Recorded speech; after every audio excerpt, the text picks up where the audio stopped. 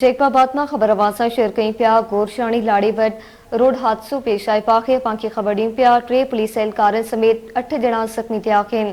जैकबाबाद में खबर अवासा शेयर कई पिया गोरशानी लाड़ी वट रोड हादसो पेश आए पाखे 3 पुलिस एहलकार समेत 8 जना जख्मी थिया आहिनि। पुलिस मोबाइल टायर फाटस पर एक बे रोड से वही मोटरसाइकिल के टक्कर हणण बाद वण से टकराइजी वही।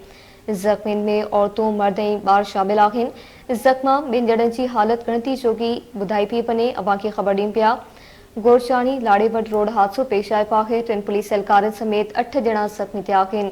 पुलिस मोबाइल टायर फाटस पर एक बे रोड वही मोटरसाइकिल के टक्कर हणण बाद वण से टकराइजी वही। जख्मी में औरतों मर्द बार शामिल आहिनि। जख्मी में बिन जड़न की हालत गणती जोगी बुधाई पी वने।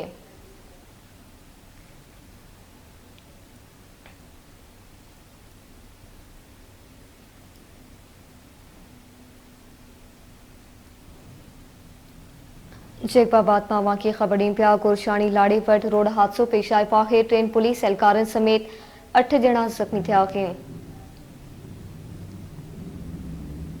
पुलिस मोबाइल टायर फाटस पर एक बे रोड ते वही मोटरसाइकिल के टक्कर हणण बाद वण से टकराइजी वही। जख्मी में औरतों मर्द बार शामिल आहिनि। जख्मी में बिन जणन की हालत गणती जोगी बुधाई पी वने। जैकबाबाद में तफसील मालूमदासी हुजूर बख्श मुगेरी खां जी। हुजूर बख्श मुगेरी आगे कजो। जी बिल्कुल जैकबाबाद भरसा गोरशानी लाड़े वट खौफनाक हादसो 3 पुलिस एहलकार समेत 8 जना जख्मी थी। जख्मी में मर्द औरत बार शामिल आहिनि। पुलिस मूजिब अगो वज़ीर आज़म मोहम्मद मियां उमर जमान जे लाश खड़ी ईंदड़ एम्बुलेंस के कराची का स्कॉट मिलल। पुलिस मोबाइल जो टायर बस्ट थियण सबब मोबाइल ड्राइवर जो कंट्रोल खां निकिरी वियो।